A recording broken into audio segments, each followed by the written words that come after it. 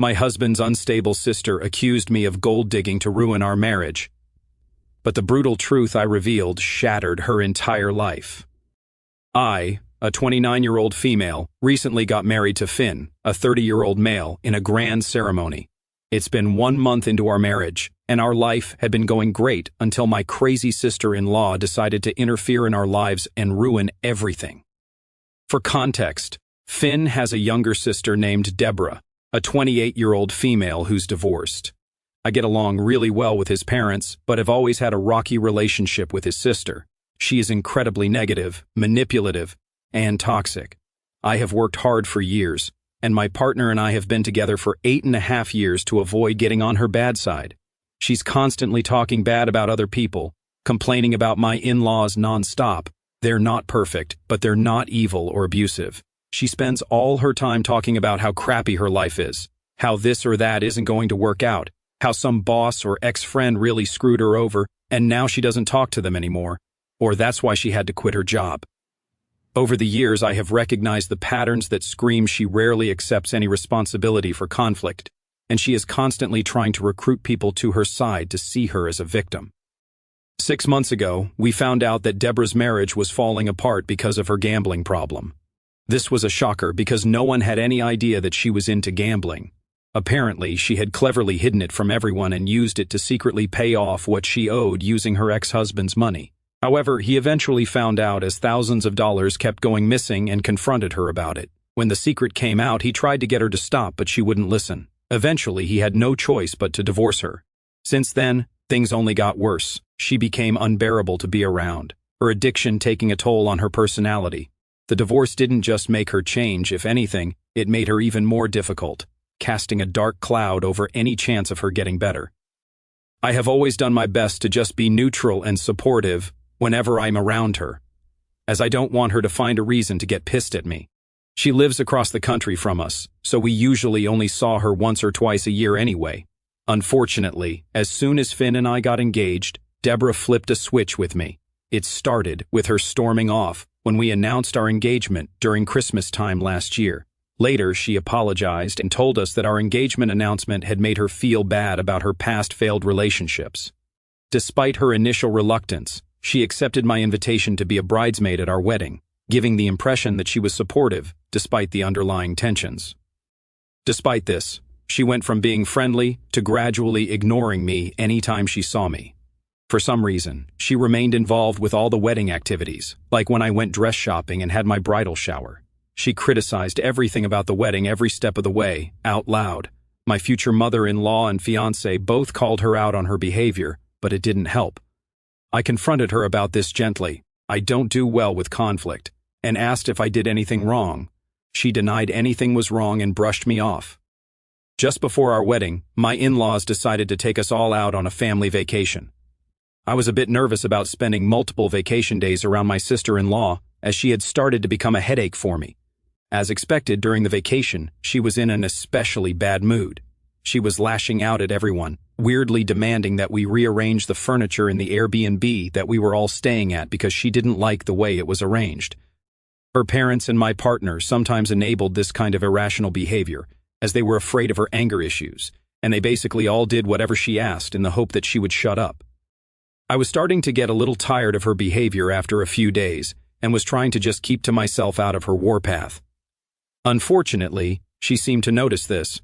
When I tried to politely decline some unsolicited advice she was offering me related to my work that I had not asked for, she then started to accuse me of snapping at her, which my lord would have felt so good to actually do after all these years, and tried to call me out in front of the whole family.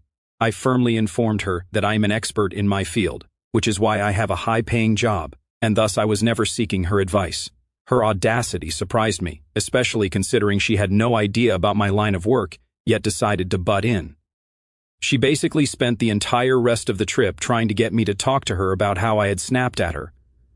My partner told me that whenever I would go to bed, she would sit with my mother-in-law and him and talk about how she doesn't know what's wrong with me. She would force them to listen and tell them that I was always condescending to her and treated her like she was stupid.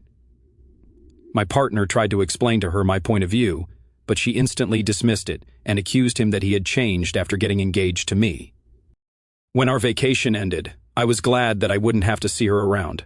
I decided to not think much about the incident and got busy with my upcoming wedding preparations. But unfortunately, Deborah had decided to extend her stay. She spent her time making up stories and spreading false rumors about me to my fiancé's relatives. I wouldn't have minded it as much, until one of his cousins called to confirm a crazy rumor she had spread about me, saying that I was not taking care of my fiancé and he was very unhappy with me. My fiancé assured his cousin that this was completely false and he was quite happy in our relationship. It was clear that Deborah was trying to manipulate people into thinking that I was a bad person.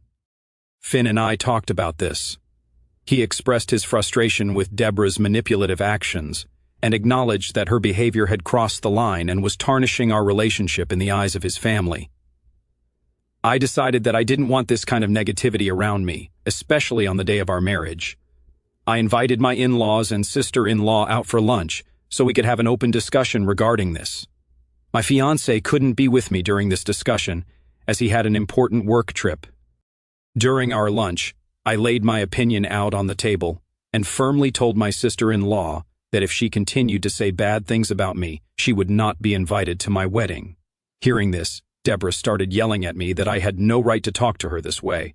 My mother-in-law asked her to quiet down, but Deborah continued to yell that I was just a poor girl who had got the chance to marry her rich brother, so I should talk to her with more respect. I looked at her blankly as she accused me of trying to steal her brother for his money, and that I was nothing more than a gold digger. My mother-in-law stepped in at this point, loudly telling Deborah to shut up and reprimanding her for speaking to me that way. My father-in-law also looked pissed and started to apologize to me for her behavior. Deborah tried to argue, claiming that I was attempting to steal from her family inheritance. I interjected to remind Deborah that I was quite financially independent and hailed from an affluent family myself. While we might not be as wealthy as my fiancé's family, it didn't mean we didn't lead a comfortable life ourselves.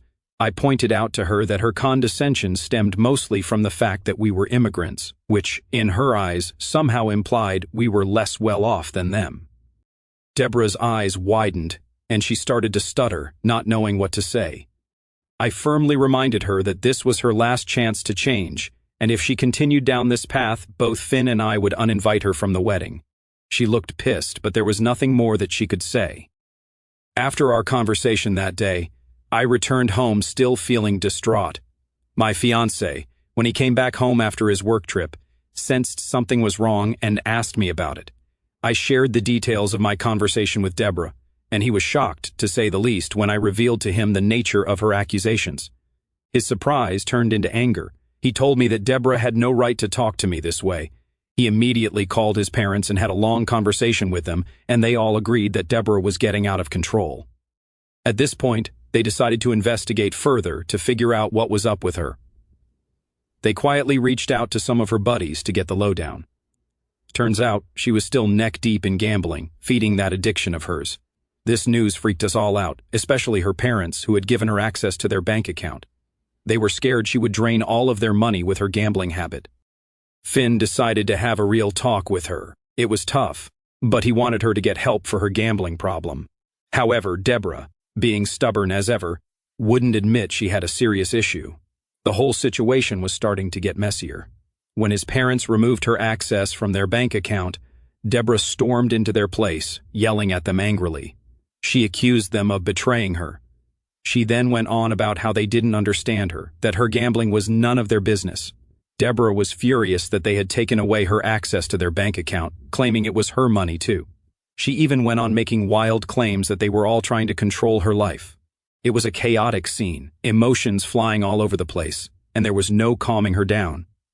Finn told me about what Deborah had done, and he seemed really worried about her. He and his folks were stuck, wondering if anything they tried would actually help Deborah. They talked about interventions, counseling, and even support groups, but they knew Deborah would never agree to any of these options.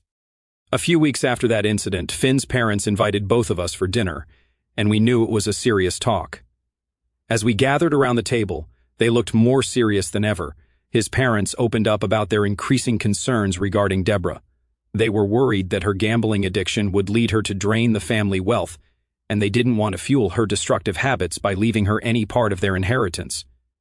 Finn tried to protest that this might be unfair because, despite her antics, he loved her. I agreed with Finn as well because, regardless of what I felt for Deborah, I thought she deserved to have an equal inheritance as Finn from their parents. But Finn's mother stopped us mid-track and nervously shared that she had recently discovered some of her cherished jewelry from her grandmother was missing. They got quite concerned, as the jewelry was worth thousands of dollars, and decided to review the CCTV footage where they saw Deborah walking into their bedroom and stealing this jewelry from the locker. The room fell into a stunned silence as we tried to process the weight of this betrayal. My in-laws then shared that they had tried to confront Deborah regarding this incident, but she had refused to accept her fault despite the evidence. This is why they had begrudgingly decided not to leave her anything from their inheritance anymore. Finn was taken aback, but understood the gravity of the situation. It was clear that Deborah's actions had not only strained our family relationship, but were now putting a financial burden on his family. We understood now why his parents were contemplating making changes in their will to ensure that Deborah wouldn't have access to their assets. It was a tough decision for them, but they felt it was necessary to protect their financial well-being and the future of the family. Finn and I supported them, knowing that it was a difficult but essential step to safeguard everyone's interests. In the following days, Finn and his parents initiated conversations with legal professionals to navigate the complexities of adjusting their will. They were determined to find a solution that would protect their assets with an ironclad will so Deborah would not be able to contest it. Our wedding was fast approaching, so despite the ongoing family drama, I threw myself into the whirlwind of wedding preparations. My days became a flurry of fittings, decorations, and last-minute details. Out of nowhere, Deborah started getting involved in wedding activities, like when I went dress shopping and had my bridal shower. She criticized everything about the wedding planning every step of the way, out loud. My future mother-in-law and fiancé both called her out on her behavior, but it didn't help. Again, I had to confront her about this gently. I don't do well with conflict, and asked if I did anything wrong. She denied anything was wrong and brushed me off. As the wedding day approached, despite Deborah's negativity, our ceremony turned out to be a beautiful celebration of love. The venue was adorned with flowers and delicate decorations, creating an enchanting atmosphere. Surrounded by friends and family, Finn and I exchanged heartfelt vows, sealing our commitment to each other. The joyous moments, however, were tinged with a sense of unease, as I couldn't help but notice Deborah's distant and displeased demeanor during the festivities. She sat in a corner wearing a scowl that betrayed her true feelings. Despite my attempts to focus on the joyous occasion, I couldn't ignore the dark cloud cast by Deborah's resentment. Nonetheless, the love and support from others eclipsed her negativity, making our wedding a cherished memory despite the challenges. After a wonderful honeymoon, we returned home and got back into the swing of our daily lives. Work and routine took over, and things seemed to settle down. However, out of the blue yesterday, my crazy sister-in-law did something to set our marriage ablaze. She invited herself to have dinner with us, telling us how much she missed us and had not seen Finn for a long time. Finn asked me if I was okay with having her to dinner, and I begrudgingly agreed, as I didn't want to be rude to my sister-in-law. While we were having a good meal, Deborah, seemingly out of the blue, started talking about how she absolutely detested cheating partners, and cheaters were nothing but useless pieces of shit.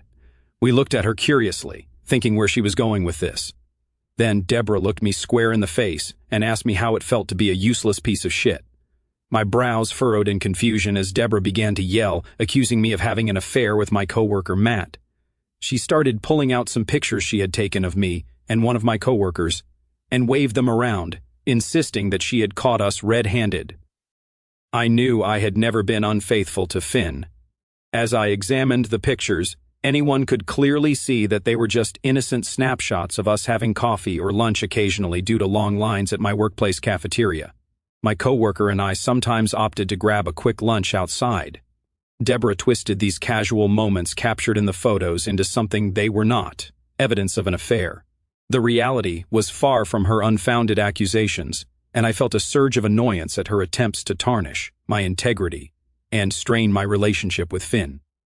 Before I could speak, my husband, shocked and visibly upset, stepped in to defend me. He asked Deborah why she was following me around and taking pictures of me with my coworkers without my consent. She started justifying this by saying how she wanted to investigate me to ensure that I wasn't trying to take away his money. Finn firmly told Deborah that her claims were baseless and that she was creating unnecessary drama. He tried to reason with her, asking her to stop spreading lies and trying to harm our relationship. Deborah, however, was relentless. She continued to accuse me of cheating and manipulating Finn. She went so far as to claim that she was only trying to protect him from me, as I was nothing more than a gold digger. The atmosphere grew tense as her accusations intensified. Then she pulled out a screenshot of a conversation she claimed to have had with an employee from my workplace on Facebook. In the screenshot, Deborah had asked this particular employee if Matt and I were having an affair, and the employee had responded that we seemed suspiciously close, suggesting it might be possible. She shoved this screenshot under Finn's nose, insisting he needed to protect himself, painting me as a threat to our marriage. Finn, glancing at the screenshot, wore a perplexed expression. Despite my sincere assurance that the pictures were innocent moments, his trust seemed to waver, caught in the web of family loyalty and conflicting narratives. I started to protest that this was absolutely ridiculous, and Deborah was just making up random lies to ruin our marriage. To my surprise, Finn turned to me and asked me if I really had nothing to do with this man in the pictures. I was absolutely shocked that he was even asking me such a question, as I had never given him a reason to doubt me throughout our entire relationship. Deborah started to taunt me that I was speechless, because I knew that her accusations were all true, and I had been caught in my own lies. I started yelling at Deborah to get out of the house, but Finn told me that I couldn't talk to his sister this way. Taken aback by his words, I told him that if he didn't believe me, then he could walk out of this house with his sister because there was nothing I could do at this point to change his mind. I could feel the tension in the room escalating as Deborah continued her relentless accusations of how I had stolen her brother so I could live this luxurious life and I never loved him. Her words were starting to seriously piss me off. I couldn't believe just how crazy Deborah could be to make up such ridiculous lies to ruin our marriage. Realizing that I had nothing to lose at this point, with a smirk, I turned to tell her that she had an unhealthy obsession with Big Bro and she was going to extreme lengths. This time she attempted to deny it, but I cut her off, telling her how sad it was that her own family wasn't as obsessed with her as she was with everyone else's lives. I then went on to reveal how her big brother Finn and her parents had decided to change their will. They were taking steps to potentially redirect the entire family inheritance away from her right under her nose. Deborah's face transformed from the fury of accusations to a mix of disbelief and shock. She stammered, trying to process the bombshell about her family potentially altering their will.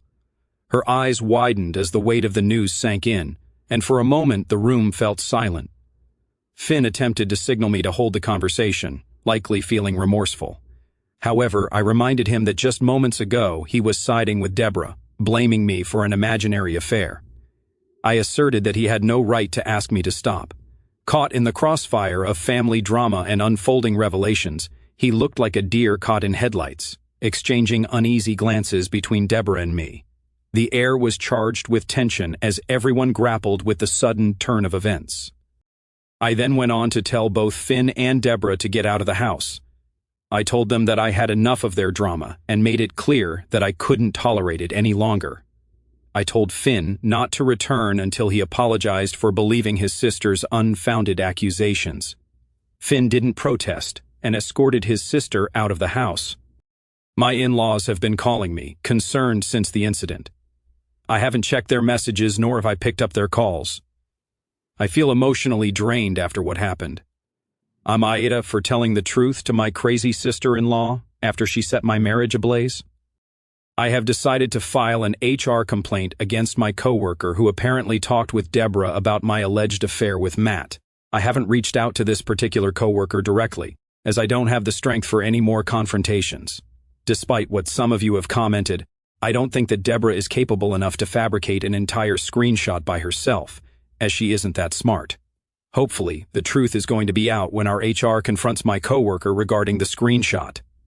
It's been a week since Deborah tried to ruin my marriage, and it's been hell. Still kind of in limbo, I don't know. I haven't slept more than a couple of hours each night and definitely needed a few quiet rest days. I finally talked to my coworker about the mess. Turns out Deborah fed her the same twisted stories, and she fell for it. The coworker owned up to her mistake right away, admitting she fabricated the story about Matt and me, believing it wouldn't lead to any consequences. Our workplace, known for its strict policies against gossip, reprimanded the coworker severely. She faced a 1-month termination, highlighting the seriousness of spreading unfounded rumors. This was a lesson for everyone about the consequences of believing and spreading baseless gossip. This not only cleared my name but also showed how destructive false info can be. Finn had attempted to reach out to me several times over the week. Yesterday, I finally agreed to have a sit-down with him and his parents. I firmly told him that I didn't want Deborah to be present, and he immediately agreed, assuring me that he would make sure she wasn't there when I came to their place. Finn, trying to navigate the aftermath, looked remorseful as we sat down with his parents. We delved into the issue, addressing the damage Deborah had caused. Finn apologized sincerely, acknowledging that he got carried away that night, but when he sat down and thought about this entire ordeal with a clear mind, he realized just how ridiculous her accusations were. His parents, equally upset, expressed their concern and apologized to me for how she had impacted our relationship. With a sense of vulnerability, Finn admitted that he had let family loyalty cloud his judgment during the confrontation.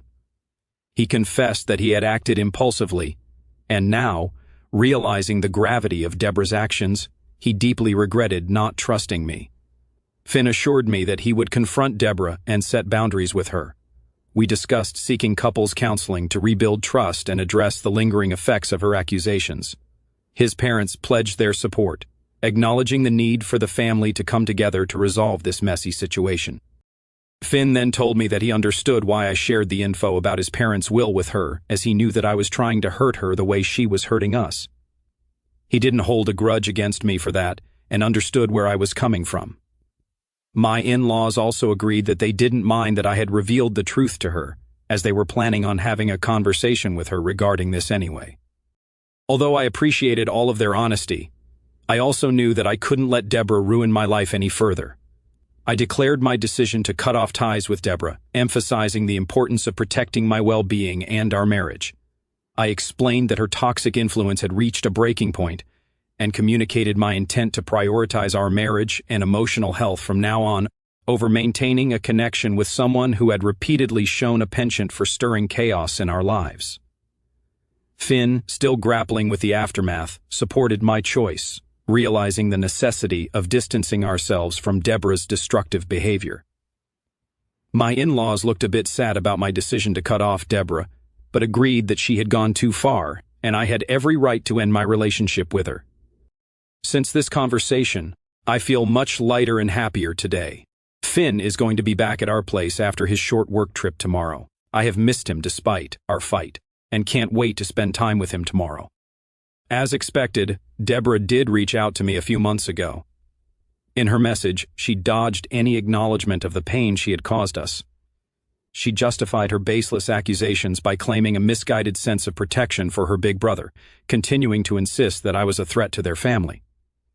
The message was riddled with more accusations like how I was forcing her brother to not talk to her and I had destroyed her family, conveniently painting herself as the victim in this situation while ignoring the chaos she had unleashed in the first place. Deborah's lack of genuine remorse or understanding of the gravity of her actions was evident, further solidifying my decision to maintain distance from someone who seemed incapable of self-reflection or empathy. In the months that have followed, Finn and I have focused on rebuilding trust in our marriage. We attended couples counseling to address the lingering effects of Deborah's accusations. The sessions helped us communicate better and understand each other's perspectives. Slowly but surely, our relationship started to heal. We have remained steadfast in our decision to cut ties with Deborah, despite occasional attempts from Finn's parents to mediate. We have stood firm to protect our emotional well-being. Life has settled into a more peaceful routine. Work, family, and shared moments became our focus. We have found solace in each other, leaving behind the chaos Deborah had brought into our lives. Finn and I have grown stronger as a couple, learning to navigate challenges together. While the scars from Deborah's actions still linger, our commitment to each other prevails every day. The decision to prioritize our marriage over a toxic relationship has proven to be the right one, bringing a newfound sense of stability and happiness in our lives.